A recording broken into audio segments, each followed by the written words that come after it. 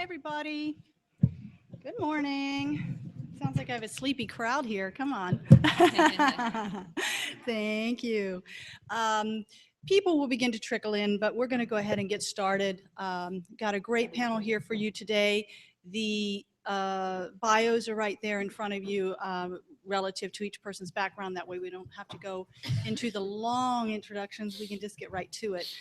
Um, the reason that we do this panel biannually is was originally born out of the 2008 implosion, where once again so many people were displaced.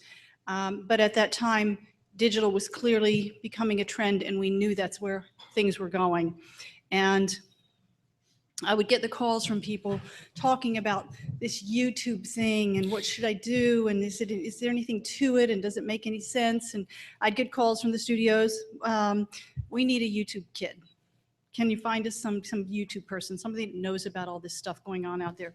Because it was starting to catch on. By then, Lonely Girl sensation had come and gone, and people were paying attention to how rapidly audiences could be built and how loyal they could become.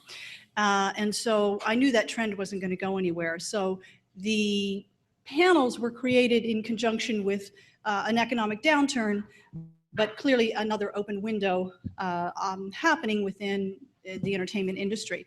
So what we'll talk about today is a little bit about where we see the industry going, where the job growth is, where the newer opportunities are, and there's plenty of them.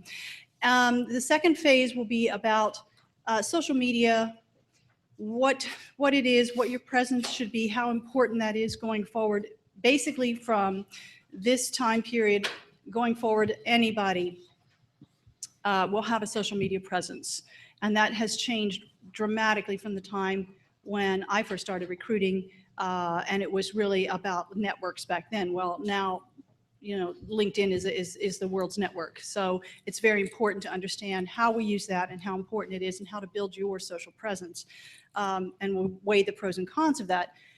And then the third aspect we'll discuss is the interview process. How do you get through? How do you avoid the black hole? What are we looking for? What are we dealing with on the inside in terms of trying to identify the best possible candidates? And there's a lot of ideas I think our panel will have in that regard, having sat on the other side.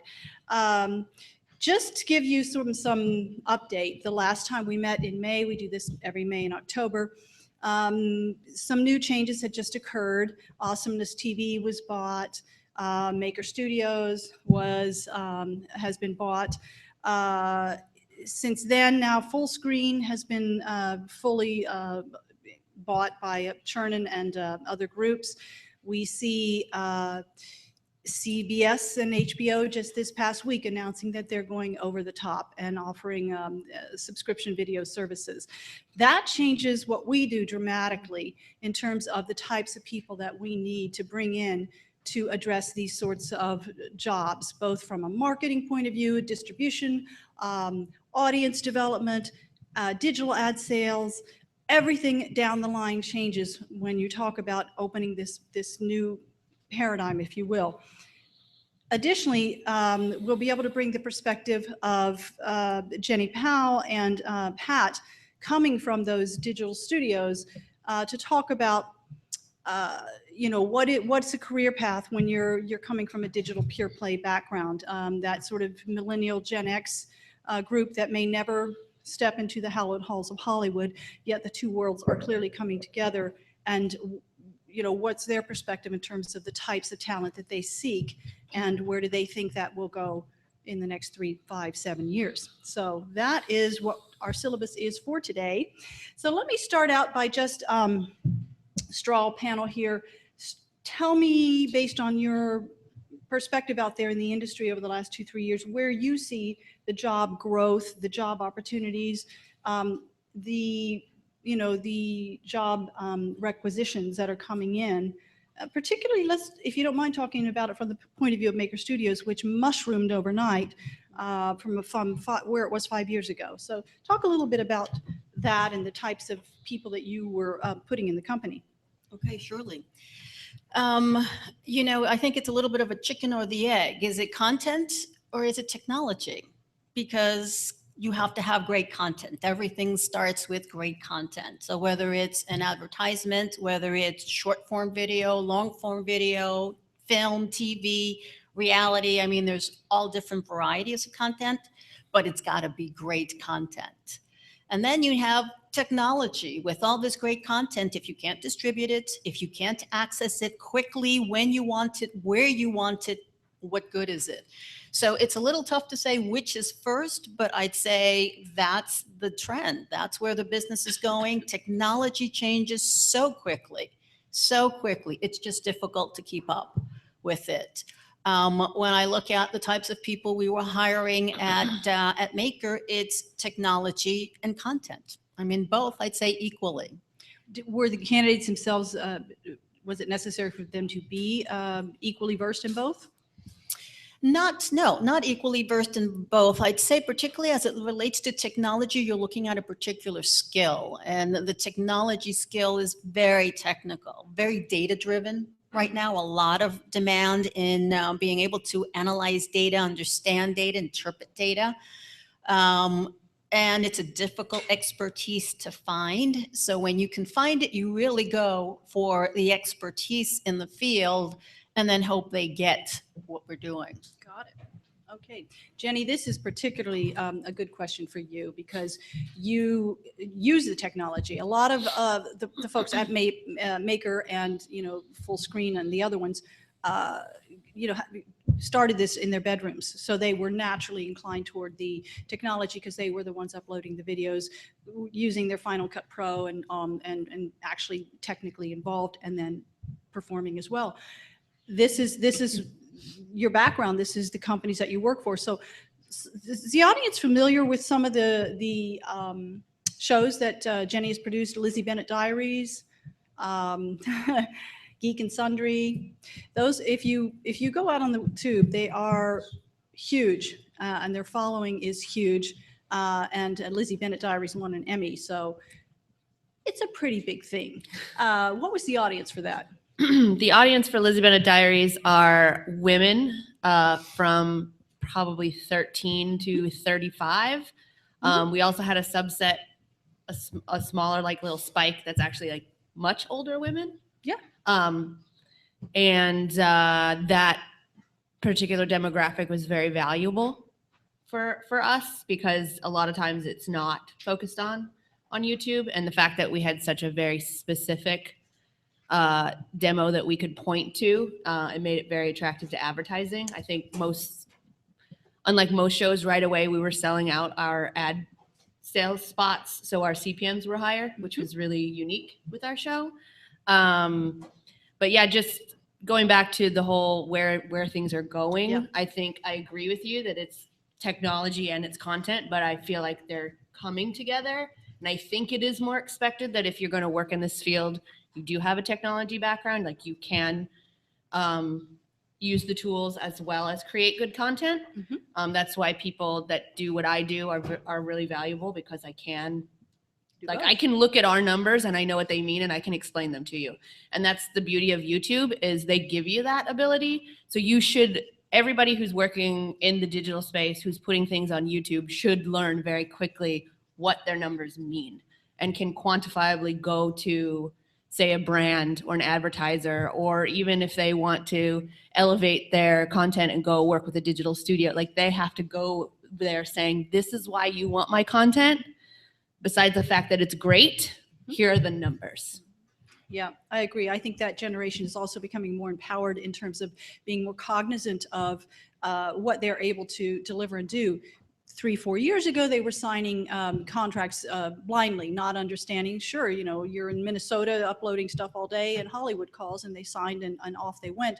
But the several controversies among the digital community in the last couple of years have brought that to the forefront, and so they're being much more careful about it. Not to mention that Hollywood has gone in and scooped off probably the top 20-30 industry players that are out there already having huge audiences, and so the agents have come in, but you are finding that kids that are uploading and starting to get a groundswell of followers are a lot more savvy nowadays about what they're delivering and what their value is. And so there's an opportunity there as well to tutor them or help them. Gabriella, what is your point of view? Gabriella's been at an external search firm. She's been internal. We both kind of track that same route. So we've had to deal with tracking those trends in order to be on top of what's going on and know the players in the community to be of value to our clients. And now from an in-house point of view, what are you being asked to seek in terms of changing out, or in fact, are you being asked to change out? We're actually seeing a lot of growth. We launched in the last several years FS1, FS2, Mundo Fox, FXX, FXM. So a tremendous amount of growth, and we've been putting some of those roles have been filled with internal candidates who were moving around and giving more opportunity and challenge, but a significant number of them were hires from the outside. And it's always a real blend of traditional and digital. And most jobs, I would say probably 90% of the jobs today, they typically would like some aspect of digital exposure in them, whether they're finance or ad sales or distribution. For sure is heavily digital, but even some you might not think it would matter as much. There's always an inclination to find candidates more attractive who have some aspect of digital exposure. I think it makes them that much stronger. Do they also let's put it this way, are they willing or interested in taking a look at somebody who doesn't have media experience but would have heavy digital experience? That's still a tougher sell to the hiring manager because we're so television centric in my part of the Fox world. There's typically a very strong desire to have some facet of broadcast television, cable experience. But we in the recruiting division, talent acquisition division, work diligently to try and educate our hiring managers and to show them why this person could be a fit in spite of perhaps not having that experience. Yeah. And James, why don't you weigh in? I think it kind of reminds me many years ago when you were looking for a person who had marketing experience. You look for the traditional marketing stuff. You would look for traditional ads in terms of the real world. And then now when you have someone marketing experience, you can't even fathom hiring someone who doesn't have a digital background, because that's really where that is. I think that right now with the changing demographics that are happening across the country, we know that there are 80 million baby boomers who are every single day, 11,000 of them turn 65. And my generation was Gen X, is about 42 to 46 million of us. But Gen Y is about 80 to 87 million of those folks. And those individuals come with a skill set that is they were born into technology, and I think that's what's driving this. I think all of it's been driven really because of that new generation coming in and saying, hey, we want to do what baby boomers did, which was really change and build a work environment that caters to them. They're looking for that same type of environment that allows them to really capitalize on all these new technologies that they've grown up with that really can be utilized to help us grow our businesses. So when I look at the new employees who are coming into the pipeline, I'm seeing a lot of folks who come with that skill set, and hiring managers who see the value in that. It's like, oh my gosh, I want to jump on that now, because they know where we'll be 5 years from now. They know where we'll be 10 years from now, and they know where we will be 20 years from now. If we can't figure out how to get those folks into the mix and figure out how to mesh them in, we will lose out on a lot of revenue. So I think it behooves everybody, no matter who you are, to make sure if you're not somehow connected to something digital or doing that in your own life, you need to figure out how to get it if you want to stay competitive. Agreed. And just from my perspective, having run my own firm for 13 years and moved over to Fox all of 6 weeks ago, thank you, Thomas.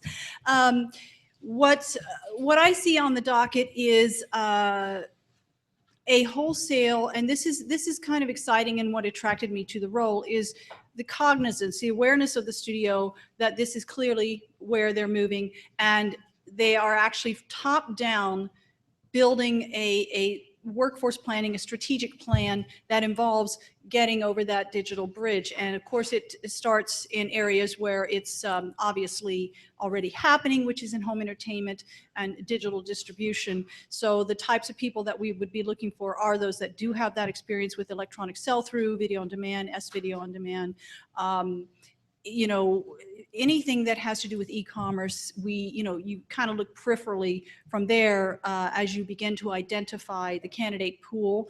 So that's something that I'm seeing in the conversations that we're having with the senior executives are, yeah, it's a TV show, but there are so many elements that happen around a TV show. It's not a static analog event anymore. Why isn't the soundtrack available? Why isn't Shazam on it? Why isn't the Twitter hashtag there? You know, how soon are we going to have it available for VOD? The next day, 2 days? You know, all of these new strategy have to come into play when you're talking about bringing in these newer positions. So the next question is, where does this experience come from, and how do you introduce that to the HR folks, particularly if you are what we call a hybrid, or what I've heard recently called a tradigital. Pat, you probably, the senior management at Maker, a lot of them come out of traditional entertainment. Courtney Holt came out of the music business and helped revolutionize that, and now he's COO. What did you tell? Is there an example of someone that came to you who had a traditional background, who was not a millennial, not a Gen X, and made a good case? They didn't come to us. We had to go to them, Okay. quite frankly. Maker Studio is a startup, 5-year-old startup. I often tell people of friends and family. I mean, that's what startup is. You get a bunch of people who you know, and you have them come in, and they do your bookkeeping, and they do your facilities. If you've got a facilities, you're generally, I wasn't there when Maker started, but they started in someone's apartment, and literally they created their own videos. After 5 years, the business has grown tremendously, as Linda mentioned, acquired by Disney in May of this year. And so Maker is going through a growth spurt right now. So as I said, the group was primarily friends and family. What that means is you have a lot of passionate people, a lot of people who are generalists. They've got expertise in their area. They have a certain feel for content and what they're creating, but not necessarily the business expertise to take this business to the next level. And certainly if you want to compete the way Maker is now competing on a Disney stage, you need to start looking for that expertise. This predated me going to Maker, but it's been very much in the paper, one of the original founders being moved out because the board of directors felt he didn't have the business expertise to move this company forward. And they brought in Inan Kretz, who had startup businesses with Fox Family on the TV side. But this is a man who has experience with startups. I mean, he's not a millennial. But business with expertise with startups, expertise in entertainment. And so he was a natural choice to now move this company into the next phase. And I will say that what's been happening at Maker recently is just the fact that you need to bring in that next level of management, of business expertise that can really take the business to the next level, grow it, quadruple and its revenues. That's not going to happen with this small group of friends and family that this company started with. And so that's certainly where you need to rely heavily on the expertise of your Generation X's and your baby boomers, because that's the experience that they bring. I mean, I think I'm an example of that. When I came to Maker, they were looking for more standard HR experience to help them through this growth spurt and eventual acquisition by Disney. So we're going after them. Good to know. Great opportunities. Jenny, what do you think? Full disclosure, I now work for the company that founder left to create. So I'm looking at it from a slightly different perspective. I actually find it very fascinating how it would have been if I agree you have to bring in these people that are more seasoning, yeah. experienced and seasoned and can help merge these two, but I don't see why it has to be mutually exclusive. I don't see why the people who created it can't still be there, and then you're kind of synergistically bringing these two together. That's always kind of been my hope, and what I look forward to in the future is I actually do come from traditional background. I worked in reality television for many years before I switched to digital. And so I just really saw an opportunity with digital that this new thing could form, but I always saw it as like, it's going to grow and then things are going to start merging, as opposed to thinking that this was going to take over or become bigger. So I do think it's very important, the fact that people from traditional need to come into digital, but we can learn from each other. And I think that's what's, to me, very exciting about this field. I would hope that someday someone at a studio would say, well, we need you to come over here and help us grow out our digital end, as well as, you know, if this company I'm currently working for, which is a startup, which is I was like, that's us right now, you know, like, yeah, as we grow, we would want to be able to have that synergistic relationship and grow out this space together. Right. I do have an opening. Do you? So Gabriella, what is your take on it?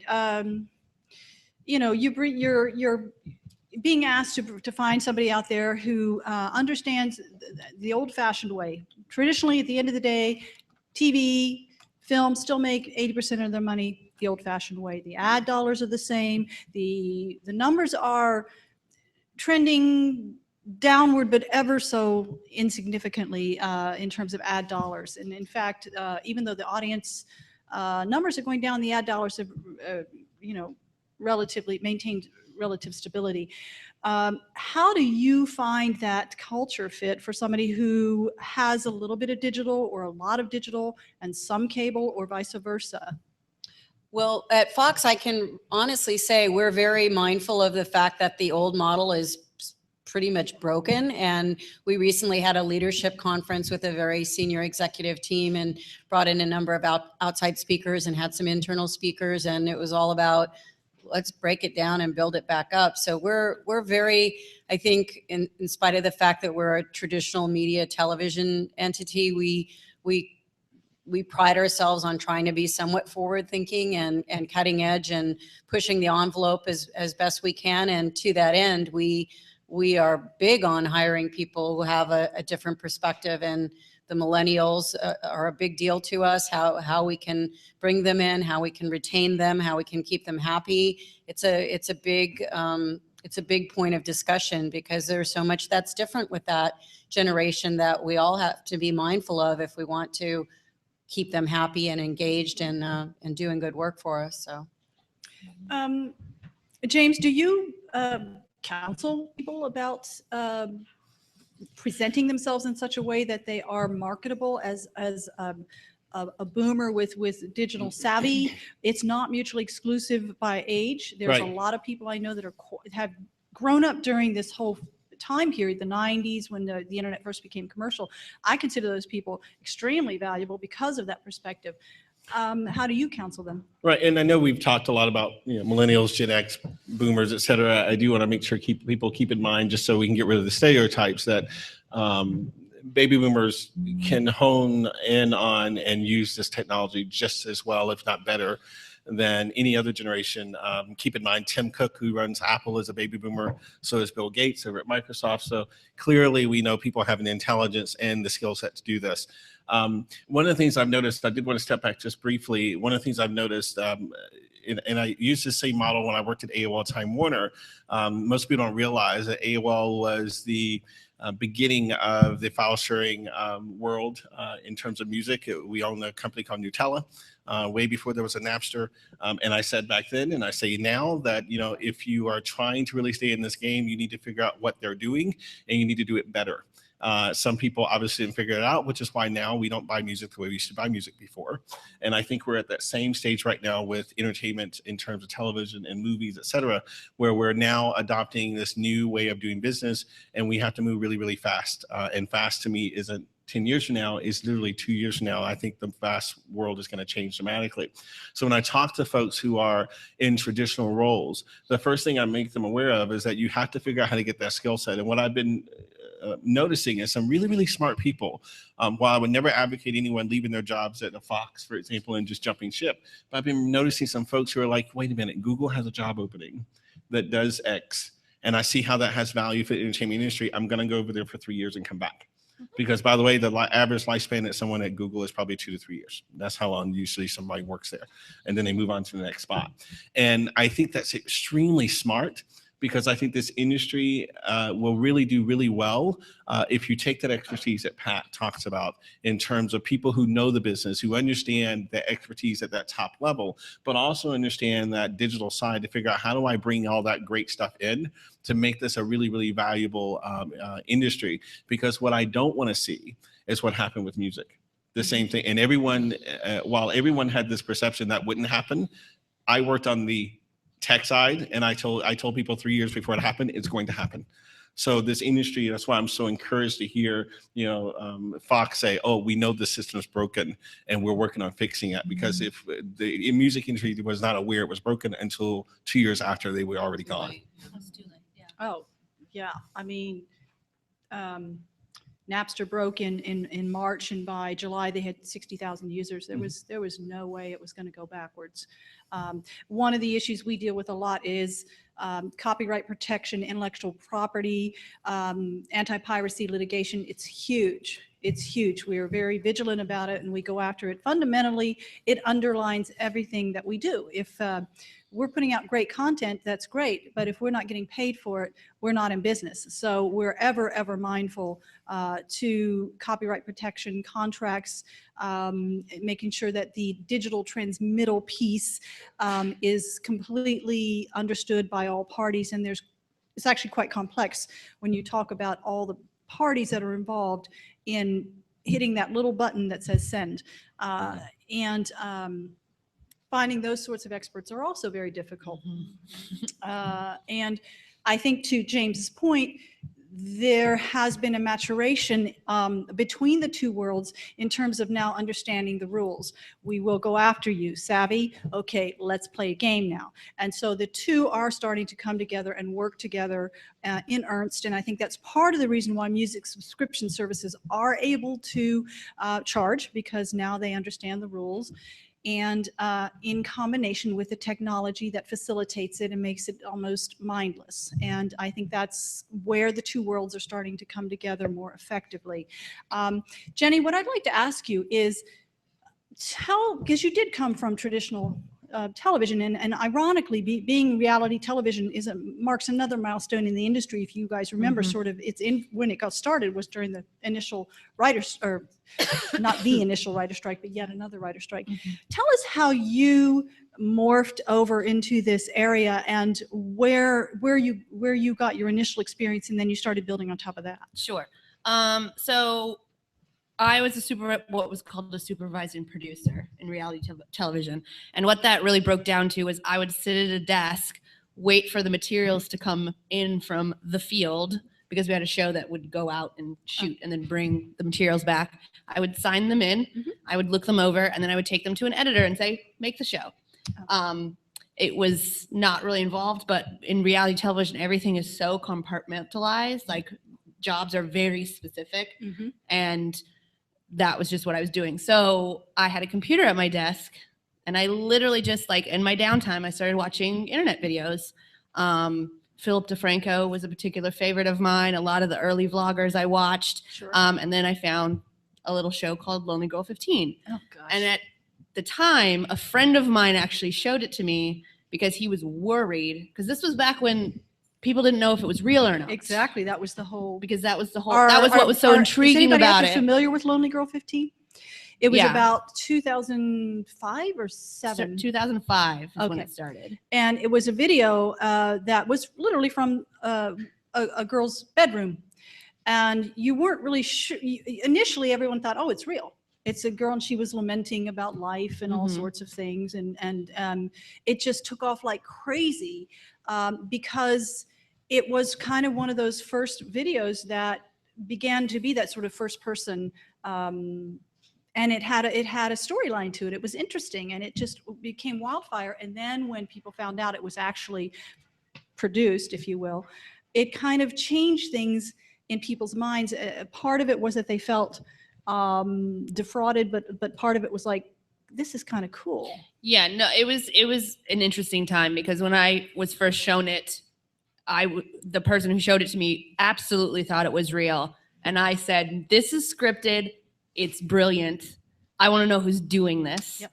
And it was possible then that there was a community that built up around the show. So I just inserted myself into it. I was like, hey, I love the show. Let's talk about it. There was a specific group of fans that were in the camp of, is this real or is this not? Yep. Let's debate it. Mhm. That was the group I was in. A couple other people that are well known that were in that group were the Green brothers, Hank Oh, Green and sure. John Green. John Green was a huge Lonely Girl 15 fan. Of He's course. the best-selling author of The Fault in Our Stars. And they were so intrigued by this that they were like, hey, what if we started vlogging? And that's really where, like, a lot of vloggers, modern day vloggers, credit Lonely Girl 15 for having them get their I mean, start. they weren't the pioneers, but it started a trend. It did. Yeah. And scripted too. Because Right, people right. were like, wait, you can use YouTube to tell a scripted narrative? Exactly. Great, let's do it. Exactly. That was the camp I was in. So it came out, it was fake, and then strange things happened. Half the people were really pissed off and felt betrayed. The Mhm. other half were like, good on you. Like, You did that it. you did it. Mhm. And we you know, it would have gone one of two ways. It would have either just burnt out or people would be like, no, we want more. And it went that route. It did. They wanted more. And around that time is when I started making videos Okay. with the express purpose of trying to get the creator's attention. All right. And what were So- the nature of those videos? Was it you, or was it a team or a group? What was the? It started with me and my roommate who was an editor, and the first video was called Lonely Jew 15, and it was Anne Frank video blogging. And I did one video. It was a joke. I literally took the first episode of Lonely Girl 15 and rewrote it as if it was Anne talking, because if she had a camera, that's what she would do with it. Like, like it. Yeah. To me, it was like, this makes logical sense. The fans of Lonely Girl 15 loved it and they wanted more. So I just kept making them, and I kept adding more people, and like a time travel element got involved. It got crazy, guys. But about like halfway through, I actually ended up making 100 episodes of the show over the course of a year. But halfway through my run, one of the creators of Lonely Girl 15 reached out and they said, look, we've been watching and we can tell you know your stuff. We can tell you love the show. And at first she was like, can I be on your show? Like, will you write me a part? Like, I want to participate in the fan community. And I was like, this is amazing. This is great. This is a job interview.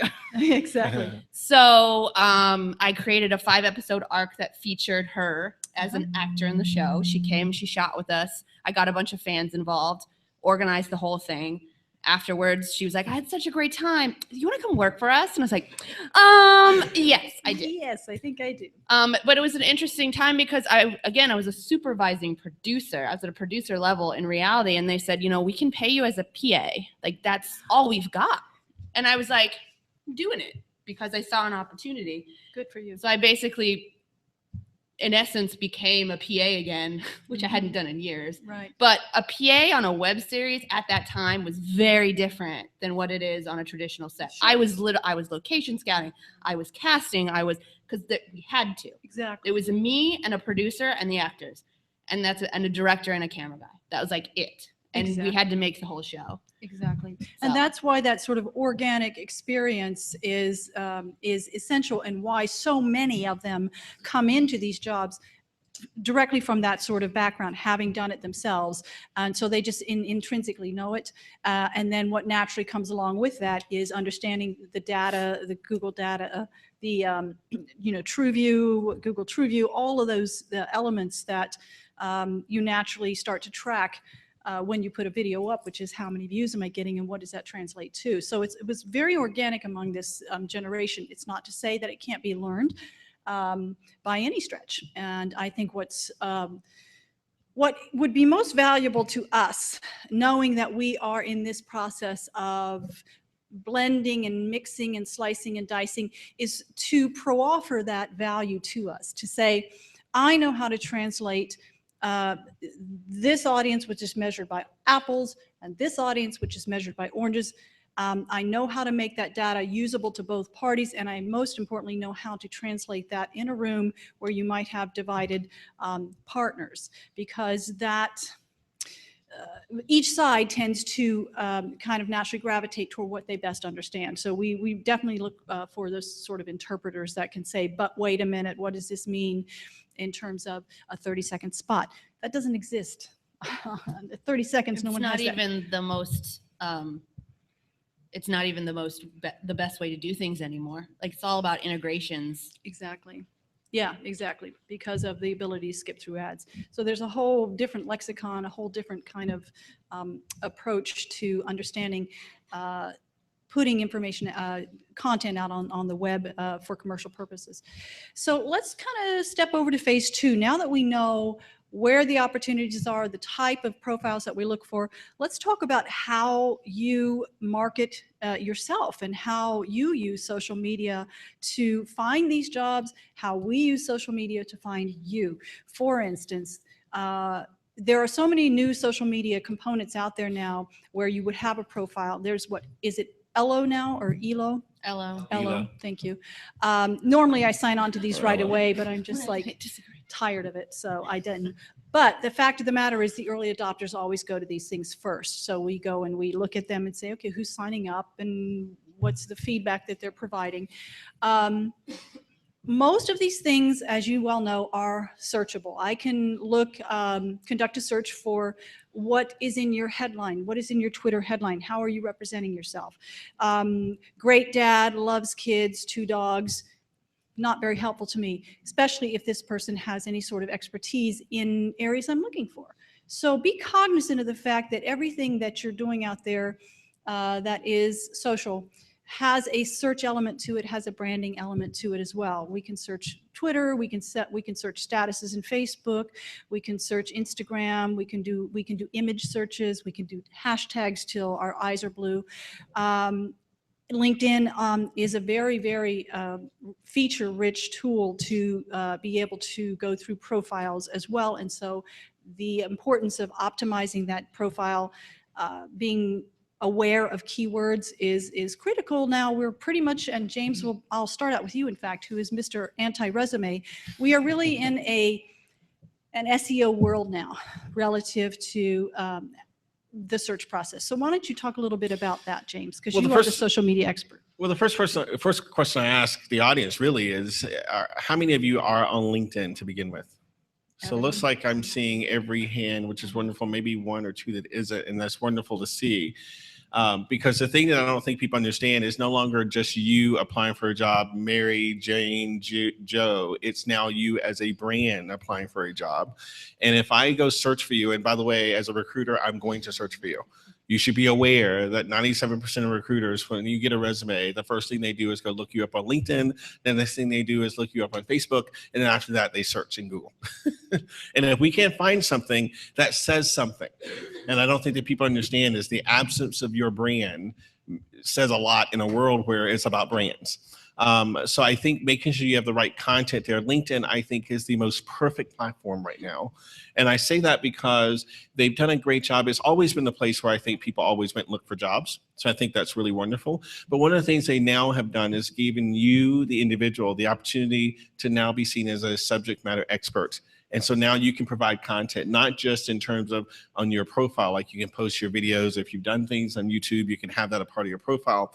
But now, let's say, for example, something huge happens with Maker Studios today.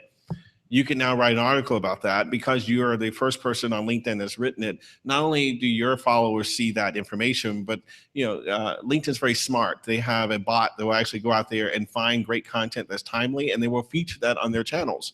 So now you're now being profiled to sometimes 200,000 people on a channel that, and I think about one article I wrote early this year. So I do a lot of social media, obviously, but also do diversity and inclusion. And the thing that bothered me, you might remember during the months of, let's say, March and May or June, you see a lot of articles about the top valedictorian or top speeches for commencement speeches. And it annoys me that there are no women ever. And if there's one woman, there's usually one woman, it's usually Michelle Obama, or it might be Oprah. But there's never any proliferation of women on a list that says these are the top commencement speeches. So I said, that's something that's missing. I'm going to provide the article. It was featured by LinkedIn on their women's channel. And I say that because now all of a sudden, now people are like seeing me as an expert in certain areas where in the past I never really delved in. And I think it's important to understand that that platform gives you so much of an opportunity to showcase. And when we're now looking for talent, we have a way of finding you. The groups on LinkedIn, providing content there, it's just, I don't know why anyone wouldn't leverage that. It's no longer a place just to post your profile. If that's all you're doing, you're missing 99% of the reason why you should be there. I love that. Gabriella, what do you think? I completely echo that same sentiment. And also by the same token, if you are looking to make a move in your career, or you're looking to do something different, or you're in the job market, I mean, you can go to the career websites, which are terrific, but also LinkedIn. We all are very active and post our jobs on LinkedIn. So it's a terrific way to get a sense of not only what jobs are available at different companies, but to get a true sense of the culture. There's a lot posted on Instagram, on LinkedIn, on many social media outlets about companies now, and you can really do your own homework and your due diligence just to flip it around a little bit from the candidate's perspective, which I think is enormously useful as well. Good point. What I like about sourcing jobs through like LinkedIn and Facebook is it's also one of those situations where I can post on my Facebook page and I'm like, this is what I'm looking for. I'm trusting you as my friends to give me references, because I'd rather hire somebody that is referred to by somebody I trust than to just like throw it out there and like spaghetti on the wall and hope something sticks. Right. I would add that to your point about flipping it, it's such a valuable tool. I mean, I'm sure everyone's heard networking is the way you get a job. You go out and you talk to people. If you apply online, that's the little black hole you were talking about. The reality is, of course, all HR departments have these big databases so that we can track the people who are coming in. Do you get lost? Sure. But understand, for one job, we may get 200 resumes. And I will tell you about a quarter are not qualified. They're bartenders, they're lawyers, they're people wanting to take a step into a different career. So a lot of people won't go through those tons and tons of resumes. I don't know of any recruiter that really looks at every resume that they receive for a job. So you really do have to be very selective and proactive. Otherwise, you're going to take months to find the kind of candidate that you're looking for. The other side of that is you taking the initiative to go after that job, to network, to identify who's working in that organization. Do you know them? Do you know somebody who knows them? So that you can talk to them and get some sense about what's the culture of a company? What are they really looking for? And then really preparing yourself and your resume before you even send it out and say, I am interested, I want to come work for this company. That's the real way to go out and try to find a job from that perspective. And I think LinkedIn is tremendous. LinkedIn, Facebook, however you can establish that contact, that network. When people are on LinkedIn, my experience has been they're willing to talk to you. They're willing to network. They're willing to give you information and share information and other resources with you. And Pat brings up a really good point about networking. I think it's so important that while we're talking about social media and all these great tools that you can use, if you haven't actually connected in person, face to face, shaking a hand, you missed the whole point of all that interaction, because we still are humans. So no matter what's happening, I don't know any HR person or any person in recruiting who makes a decision to hire just based off, oh, he had a great profile. That great profile opens the door, but you still have to show up in a way that makes me feel like I want to engage, I actually want to interact with you. If that somehow is different than what you presented online, I'm not going to actually hire you. And more importantly, not only will I not hire you, I'll probably put you in my bad stack, because I'm like, oh, he's not being authentic or she's not being authentic. Because I think authenticity in your networking is so important. Whatever you're looking for, whatever you want to be, make sure that shows up online and in person, and you're connecting those dots. Yeah. I mean, we talk about these things things as tools. That's exactly what they are. They are tools. They help you get the opportunities, but then it's your job to follow through. Since working in the digital space, I don't think I've sent a resume once. It's always like either, especially in the beginning, like after Lonely Girl, I had to figure out what I was going to do. Right. It was a great place to start. So I literally just started looking at other shows that I really enjoyed, and I would reach out to them and say, I really enjoy your show. Do you need any help? Like anything, I'll do craft services. And that's how I got my job on the Guild, which I ended up being like Felicia Day became my mentor and like really opened up everything to me. But that was literally, I cold emailed her and I said, hey, I saw on Twitter that you need PAs. I just finished Lonely Girl. What do you want? I'll do anything. And she said, can you be on set this weekend? Can you do these things? I was like, done. And I did them. And she said, great. Do you want to be on the whole season? And then do you want to be my assistant? Great. Let's do it.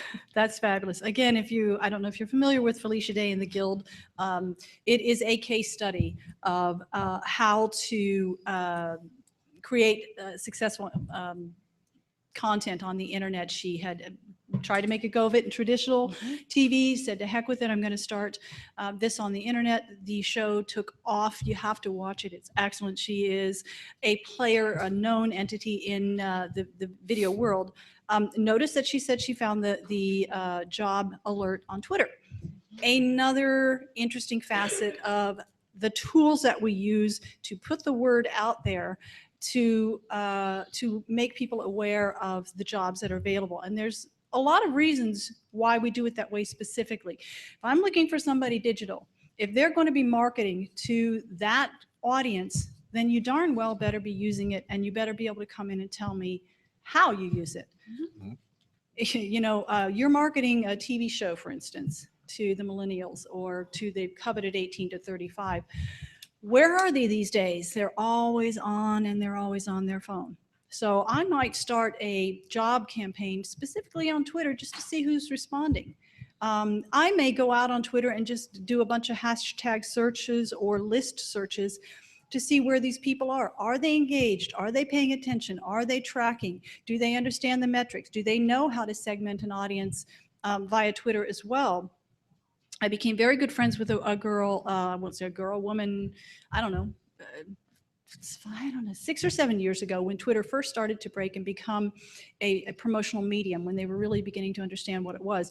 And she was at Sony running all of their social media promotions, TV, film, everything, right there on the front line. She was the face of the studio to the audience, and they had no clue of that value.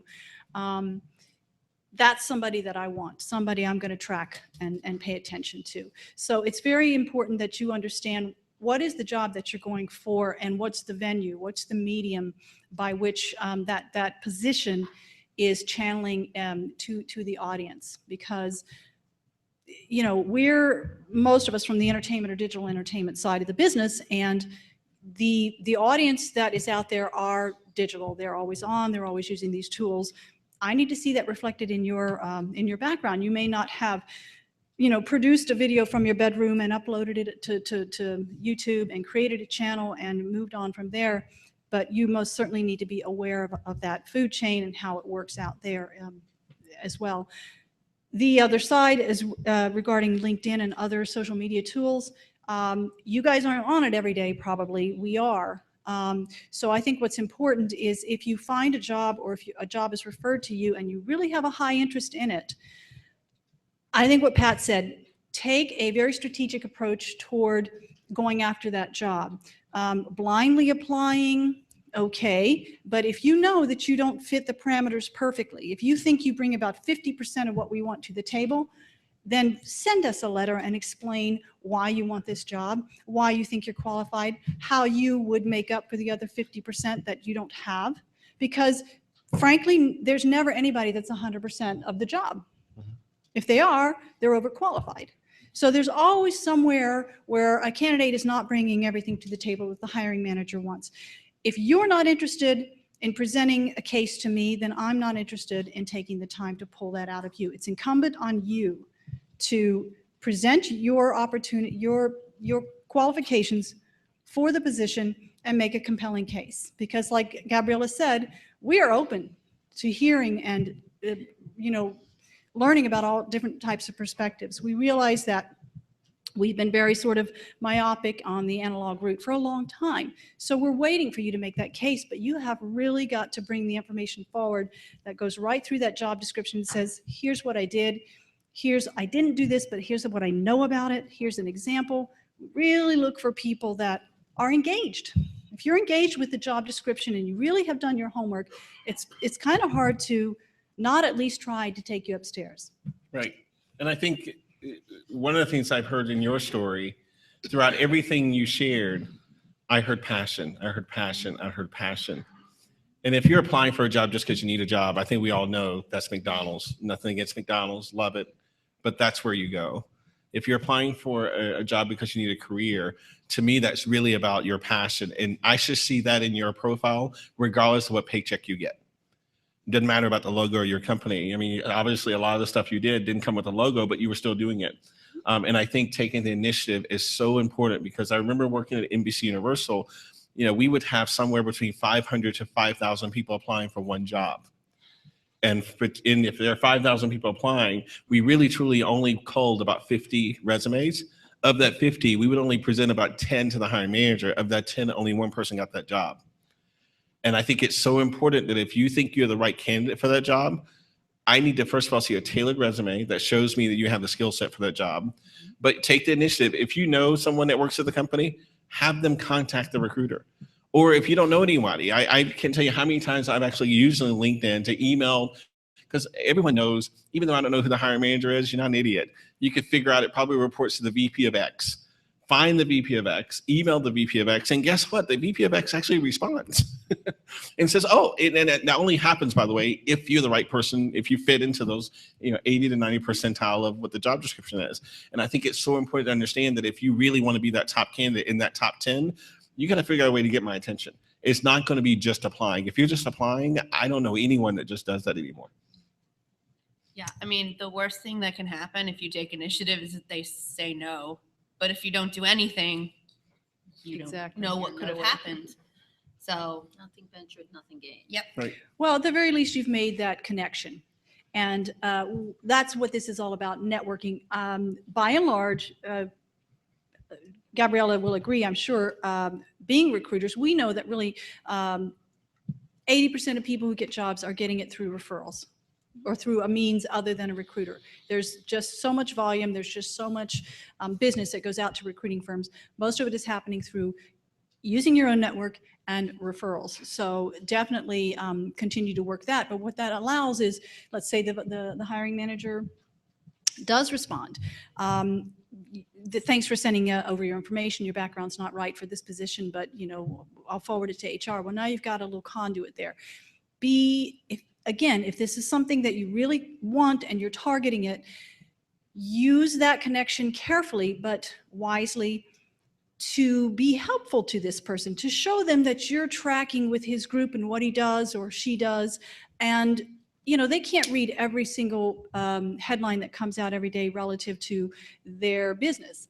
Maybe you do. Maybe you could send them a little article every now and then that says, hey, I caught this. I see how it relates to your business. Maybe you want to track on this. Maybe you got an early wind of, HBO was going to go online. Maybe you have an opinion about that. Maybe you want to put that in your Facebook status, or you want to submit a LinkedIn article that shows that you have a point of view and an understanding of the line of business. Because again, that begins to establish credibility, and that's what we're looking for. Does this guy know anything about digital distribution? Does he know anything about web video? It doesn't take very long, Jenny, as you well know, to discern that somebody isn't really in the crowd. Can they get in the crowd? Pretty quickly. They're very transparent. It's pretty easy to do your homework, but again, we're looking for compelling reasons to really separate you from the crowd. That's ironically actually how I ended up in NBC Universal, that story, because during the time, one of the executives was one that I used to work with when I was at AOL Time Warner, and she had kind of casually mentioned that they were going to be doing some stuff around diversity and looking in the recruiting space to find someone who could help find diverse talent. But it was a very casual conversation. And I waited, I think, a couple of weeks, and there happened to be this huge story in Diversity Inc. about the lack of ethnic diversity at the studios. And I saw it and I thought, oh my gosh, I can't believe they did a story about NBC Universal. And Time Warner, I think the CDO at Time Warner responded and gave a comment, but there was no comment from NBC Universal's head of diversity. And I thought, how dare they? So I sent a note to my friend and said, did you see this? And she's like, oh my gosh, I didn't see that. How, I can't believe that happened. She immediately emailed the magazine so that NBC Universal, at least their comment was present. And she said, we need to have you in here because I would never have known this. And I'm so glad. So 5 months later, that's how I ended up working there. It was only because of that one interaction with that one article that was that I thought they should be aware. Because I'm sure if they were aware, they would want to make sure they're part of that story. The other side of it is we source a lot. So when we know that there's a go-to industry expert, I know who to call. I probably will never bring Jenny into Fox because she's just well on her track in the digital realm. But anytime I have a question about what's going on in web world, I call Jenny and she can tell me. What's funny about that is that does happen a lot. And actually that's how I got my job when I went back to Geek and Sundry and was working for Felicia again. Sure. Is she emailed me, she goes, hey, do you know someone like you who can do X, Y, and Z? And I went, whoa, what about me? And she's like, oh, I just assumed you were too busy. And I was like, no, I would love to work for you again. She's like, great. And it was like, just that simple. Like, she's like, do you know someone? I'm like, right here. Yeah. Go to the source first. Yeah. So let's open this up for some Q&A. I have some other thoughts relative to the interview process, but I have a feeling you guys now have a good feel for the faces behind HR, how we do what we do, and probably have some questions. Hey, Mark. Hi. I was curious your thoughts on compensation in regards to traditional and digital. Jenny, you mentioned you took a PA job. You also mentioned Maker, how Ron came out of traditional and joined a startup. So maybe you can shed some light on where you see compensation trends, if there's a gap between the two of those, and what people should expect. Yeah, for me, just through working through digital, it's literally a per project basis, or it has been up until now. I'm actually in a salaried position now, which is amazing, you guys.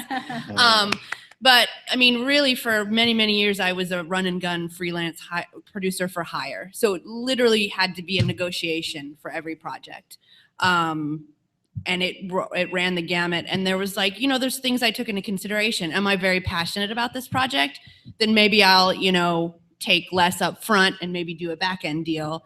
That's what happened with LBD. It was just like, I took a huge pay cut for that, but I believed in it so much that it made it all worth it. Yep. And now she's an Emmy Award winning producer. There you go. That was crazy. But yeah, it's hard because there are no industry standards when it comes to digital. I think as traditional media gets more and more involved, that's going to change, which I think is great. Because again, I'm now in a position where it's like, we negotiated a salary. I get a paycheck every 2 weeks. I was like, this is like a real job. So yeah, so it's developing and it's changing. And I think as the two merge more, that's going to happen a lot more, which I really hope does happen, because having stability in this industry would be wonderful. fabulous.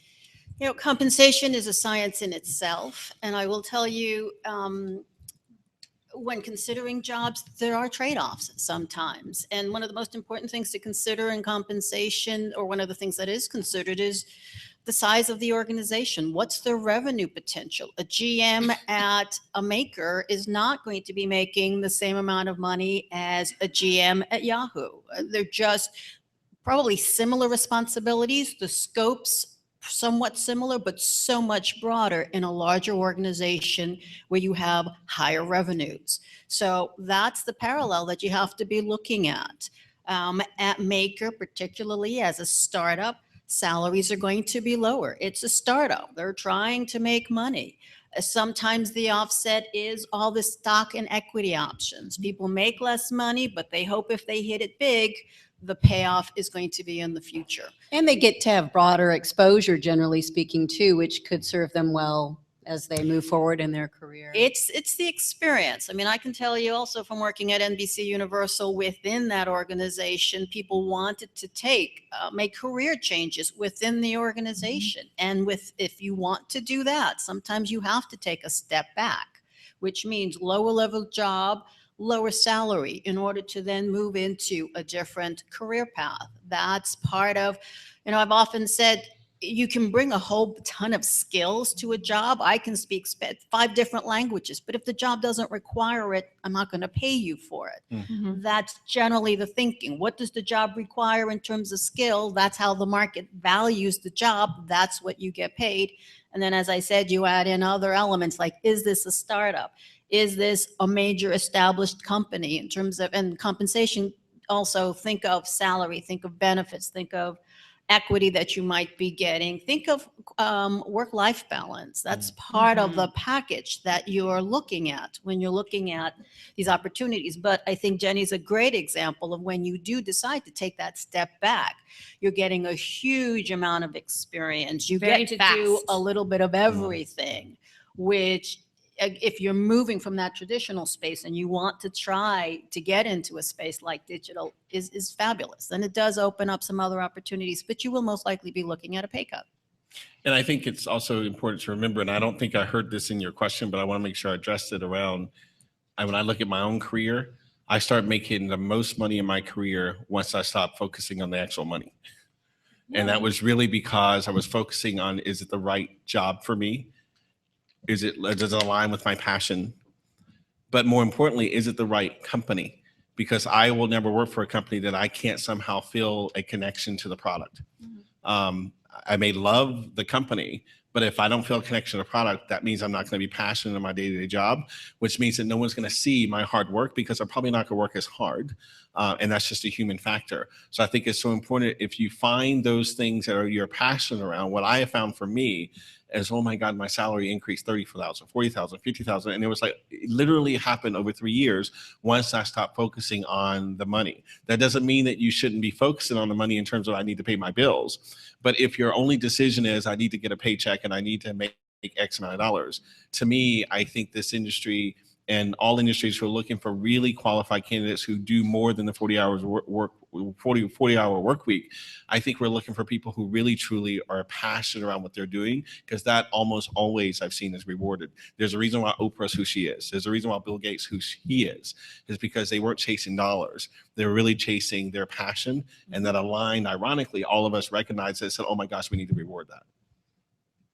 Fabulous. Other questions? Go ahead. On resumes or LinkedIn profiles, what's your take on career objectives as a statement of what you want to do? Career objectives? I just read an article actually yesterday, and I sent it to you, but it was an article, I think it was in Forbes or either Huffington Post, I forget which one, and it talks about the things that recruiters look at, and it was ironic because I wanted to see if it lined up with my thoughts, and everything was exactly what I thought. The first thing, one of the things it said was, if you're still putting career objective on your resume, it's like, why? No one does that anymore. And I think it really comes down to where we are today with resumes. Like, some companies still want to have, what do you call it? The Cover letter? cover letter. Yeah. No, cover letters, I think, are out the window. Right. personally. And I don't know why anyone still does it. But I think it's company by company. Same thing with the career objective. I think it's company by company, but as a general rule, there are two things when I look at a resume and tell people to remove. I tell them to remove the career objective, because I assume if I look at your resume and I'm looking at a consistent kind of theme. So if you want to go in digital, I should see that peppered in your resume. That to me is your objective. You want to be in digital. The other thing I tell people to remove is that section at the bottom where it says references needed upon request. Like, I know how to get your references, and I know it'll happen when I ask for it. That's wasted space. What's your other guys' take on career objectives? When you're talking about LinkedIn specifically, I think LinkedIn, you want to be found. So it's a question of, it's really going to be based on experience. I mentioned to this panel today that just this week or last week, someone reached out to me about a banking opportunity. I haven't been in banking in 17 years. And I just happened to have it on my LinkedIn in the event that there was a great opportunity. And Right. that's how someone found me. So it's not, I don't have a career objective, but someone saw banking and it was there specifically in the event that I was looking for an opportunity. So I think LinkedIn is, what do you want to be known for? It's the branding that James talked about. Do you want someone to, because I mean, it was a search. Someone looked bank and they found me. If you're going to someone, if you're reaching out to someone that you don't know, you're actually sending a resume, you're sending it to me. I generally say to people, you need to tell me what you're looking for. You write cover letters. I don't read them. I really don't read cover letters. You send me an email, you say, I am interested in, it's maybe a specific job that you're looking for, or marketing in the digital space, because sometimes I'll read a resume and I have no idea what this person wants. They've done a ton of different things, and it's not for me as a recruiter to figure out what it is you want. Right. Exactly. So if you're targeting someone and they don't know you and your resume's broad, which is great, you can be a generalist, then I think you need to put something specific. I think particularly if you're changing career paths or industry, then you want to tell somebody what it is you're doing. And then you probably want to target your resume to be more of a functional resume as opposed to historical, meaning what are the skills that you're bringing? So management, leadership, budget planning, strategy, and that's how you create the resume when you're changing careers. I agree. The objective, you tend to see it in college kids' resumes, which is all right. Cover letters, love, hate. If it's just a generic, hi, I'm the best person for this job. For the last 15 years, I've done this, that, and the other. I'll skim right through it and I'm done. What I'm looking for is your story. What is your story? What has compelled you? What is motivating you? What is your desires, your interest, your passion? If I see that in a cover letter, I'll read on, because I'm looking for other things into that. How do you articulate? What are your communication skills like? Are you creative in that regard? If it's substantive, I will keep going. So it's, by and large, yeah, I wouldn't do it unless you really are tailoring it to the position or to your skill set. If you are trying to transition, we get a lot of those. I've been a banker, a lot of lawyers that don't want to be lawyers anymore. You may not have direct experience in copyright protection, or you may not want to be a lawyer in a digital company. You may want to go and be a producer. You don't have direct experience, or if you do, it's very minimal. It's certainly not going to qualify for any particular job, but show me what you're doing to work to that, because there's a million different things out there nowadays that you can be doing to show that you're on that track. I'm taking these sorts of classes. I'm becoming an expert, in IAB, Internet Advertising Bureau, so that I can understand the metrics and the data. I joined industry organizations like IAWTV, which is the International Academy of Web Television, which is the who's who of the YouTube community, particularly here in LA and New York and Austin, actually kind of clusters. But I mean, that is the who's who. That tells me you're paying attention, you're doing some research, you have an earnest interest in trying to get to know these folks. And actually, that's where a lot of your leads will come from. I volunteer. I volunteer on set sometime just to get experience. I go to I hang out at Google, YouTube. Just show me that you're moving toward these things. Articles that you comment on that show that you're starting to develop some sort of an expertise. I want to see that there's some sort of an awareness of this new realm you want to get yourself into. So it's not easy to make that transition, but I've seen a lot of people do it. You know, Jenny came from reality TV and it naturally comported over to digital video. I had a good friend who was a traditional media agent, and at least I would say about 9 years ago, he saw this coming too, and he started to immerse himself in that arena, and very early on was able to represent some of those first breaking YouTube people like a Felicia Day. That was innovative. That was, and you know, he was not making money doing that, but he got in, and he got in early, and now he's a very respected expert in digital talent. So it can be done. Just show us that that's the track you're on. Back in the back. References. Should I drop names, or should I wait until you get back to me before I submit my list of people who will vouch for me? I think if they're a known person and it's a person that does not mind their name being dropped, yes, but don't say call Jim Giannopoulos at Fox. I worked for him when I was, straight out of college. That ain't going to do anything for me. Right. And you should integrate those things into the resume itself as opposed to just putting them at the bottom. Like, in my resume, I'm like assisted Felicia Day of the Guild. That's a name drop. That's a name drop, Let me but just it's true. And I know if anyone were to call Felicia and ask her, she would say, oh yeah. Oh, absolutely. Yeah. I will tell you, just yesterday, somebody reached out to me on LinkedIn, someone who I haven't seen in 8-9 years, to make an introduction to someone because that person specifically asked for an introduction to me. And when it's someone that I know, that I worked with, I'm going to follow up. So if you're working through LinkedIn and you can have someone actually make the introduction for you, I think it's very helpful. And I was going to echo that. I mean, for what has worked really wonderful for me, I don't have to drop the name. It's already happened before I get to the meeting. Yeah. Someone's already called. That person's already called or sent an email and say, hey, FYI, I think James would be wonderful for your organization. It'd be great for you to meet with him. And that piece changed the entire scope of the conversation going forward. And that's what we talk about when we talk about networking. It's not handing out business cards, but establishing those relationships, talking to those people who know you, who can put in a good word for you. Other question? Yeah. As one of those attorneys that actually went through transition, I was in creative, then I went business side, I kind of went to transition back. But when you have over 10 years of experience, so that when you're trying to transition back, then this huge block you're saying to show your skill set and kind of skip the employment. What do you do when you have those huge gaps that if they see that for 10 years, they're going to say this isn't the right person. But if you just put the skills and you don't have work experience, how do you balance that on the resume? You're talking about presenting a functional resume? Sending a resume to someone for a job, how would you communicate if you have a large amount of experience that Is not may be, directly like, pertinent. entertainment related on the business side, Mhm. trying to be more creative? I think that the best thing to do is that sort of self-examination, draw out as many of the common threads as possible that relate to what you want to do. You might have been an entertainment attorney, but you might have been working with talent. You might have been working with agents. You might have been working with producers.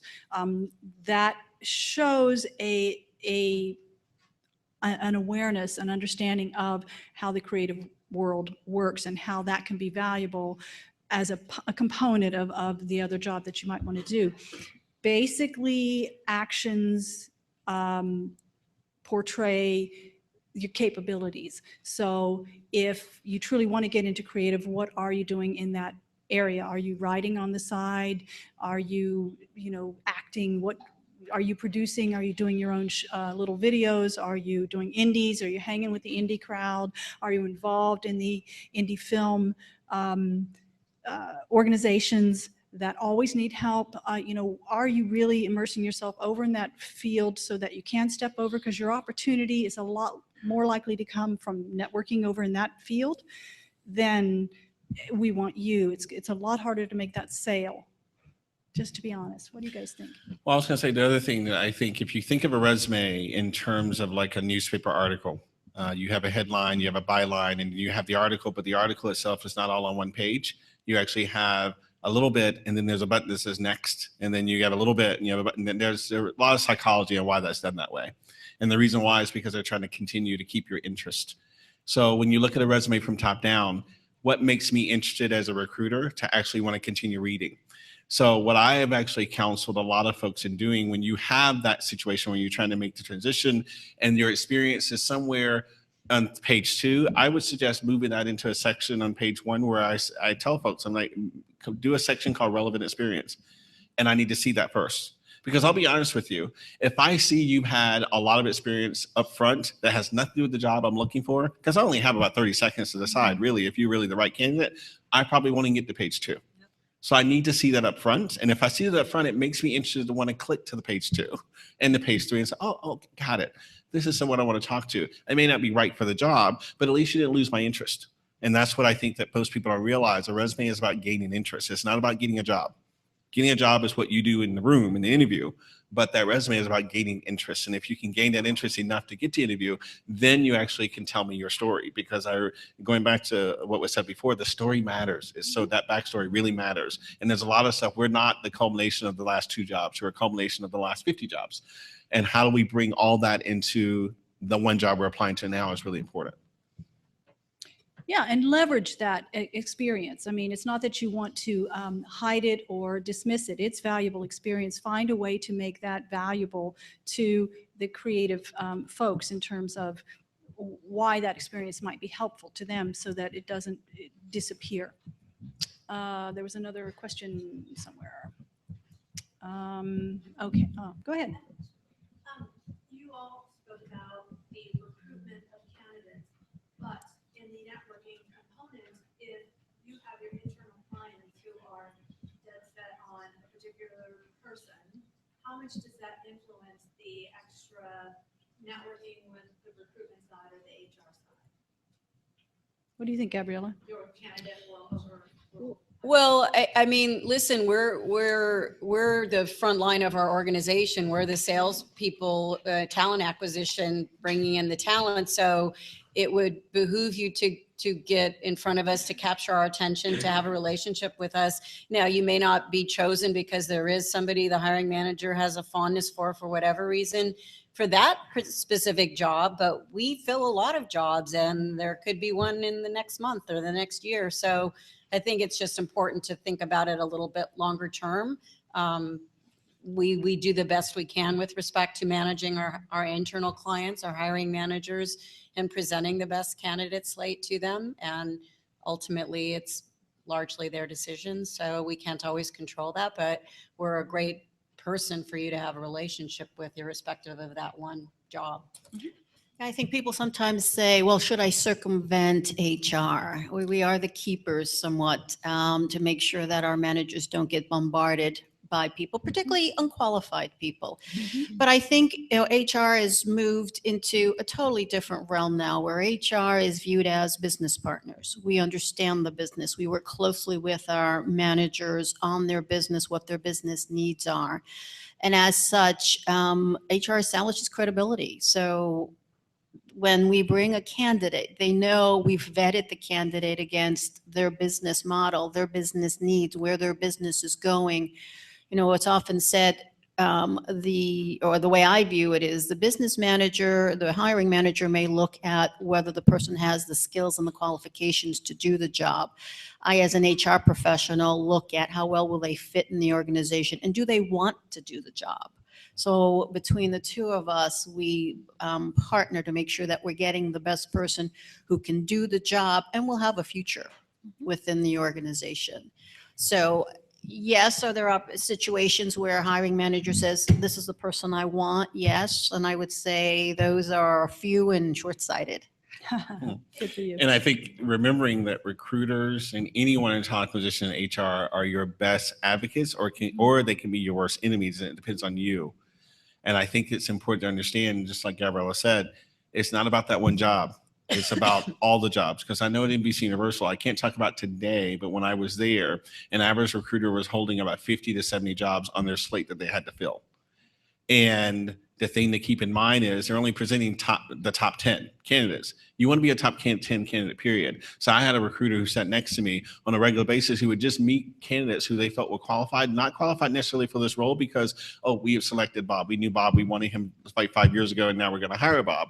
But as soon as that person got an opportunity to put that person on the slate for the next job, she did, and that person got hired because now the recruiter was now not only put him on the slate, but they were advocating, I've known this person for 6 months. Let me tell you, they're passionate. They're awesome. They're going to be a great worker for you, because that stuff, keep in mind, there's a partnership between HR, recruiting, and the hiring manager. And the hiring manager trusts that partnership. So when recruiters say, great person, I've known them for 6 months, immediately go to top of the stack. And I think that's important to remember. Absolutely. It's very important. Jenny, let me ask you this. As somebody who hires people in a very non-traditional way, tell me about some of the creative ways people approach you for jobs. You must have had quite a few. Yeah. I mean, a lot of times I have people who are interested in getting into this space that aren't necessarily looking for the job. They just want to sit down and talk to me. Sure. And sometimes if someone's taking that initiative that is just like, I don't want to take up too much of your time, just like an hour. I'm very open to that. I love mentoring, so having that opportunity is great. And a lot of times I have had those conversations where we sit down and we're just talking broadly, but as I learn more about what they want to do and their passions, I can sometimes then down the road, either on my production or on somebody else's, because again, I get people asking me all the time, like, hey, I need an editor, I need a sound guy, I need an assistant, I need blah, do. And so if I have this Rolodex of people in my back pocket, it just helps me because I can help, then in turn help them. And then when I am crewing up for something, my general rule as a producer is I try to always have 3 options for every position. So like 3 really good sound guys. If my first guy's not available, I got 2 more. It's just always having that long-term plan in place. So I think it's very important that if you come into an interview, it's not about that job. It's about the future. And getting one job, you should be looking at it as an opportunity. Like, I'm going to do so good at this job that they have to bring me back on the next one. Yeah. Because with production, it's very different because we're talking about individual small projects, not long-term things. So if somebody kicks butt on one show, I'm going to bring them back on the next show and the next show and the next show. Oh, that's exactly the way it works in Hollywood. The crews just kind of stick together once they get to know each other. Just one parting thought from everybody. My parting thought is when I interviewed for the job, one of the heads of HR sat there and told me, a computer is not going to do your job for you. An algorithm is not going to help you find the right person. And I thought about that for a long time because we do use extensive filters and SEO and hashtag searches and, looking for those keywords, right? And I thought, man, I don't know. He doesn't sit here and have to go through those 50 to 70.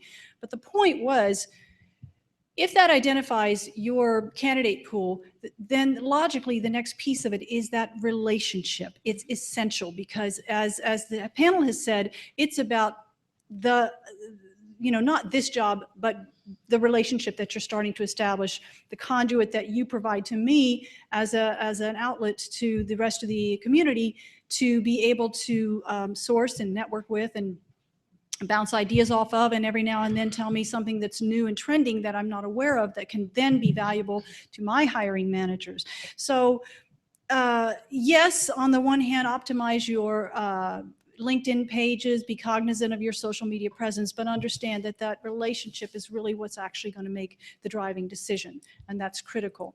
So panel, in closing, sort of parting words of wisdom from this sagacious group here. First of all, thank them for me.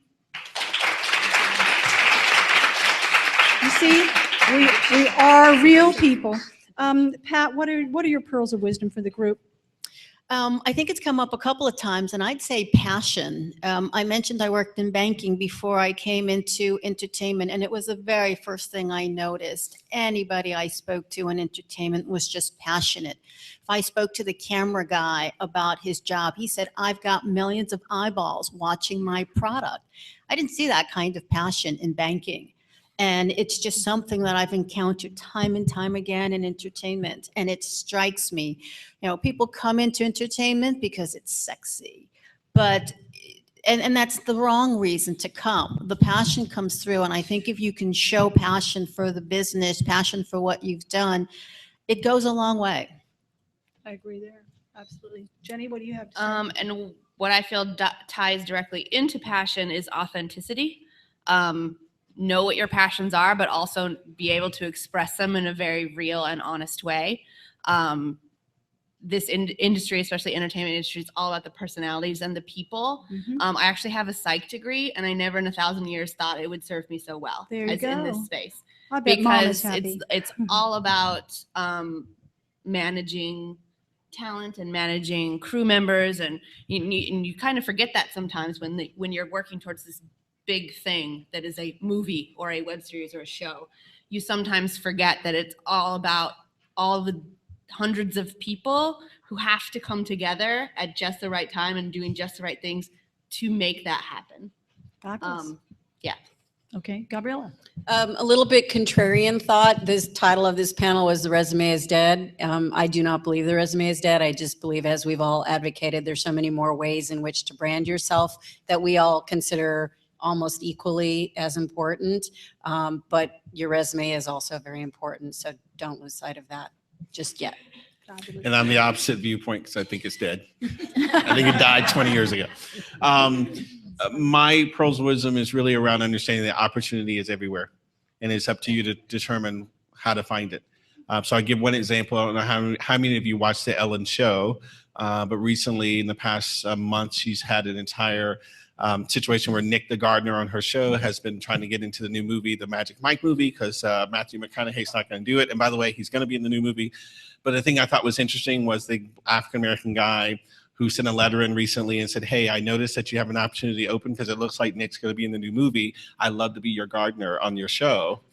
And so she's starting a whole campaign now of gardeners who want to now come work on our show. And by the way, no one wants to be a gardener, but it's about understanding the opportunity of getting that spot and what it could lead to next. And I think that understanding that opportunity really is everywhere. Do you spend time looking for it? And when you see it, do you spend time actually going after it? Fabulous. Thank you, everybody. I appreciate it very, very much.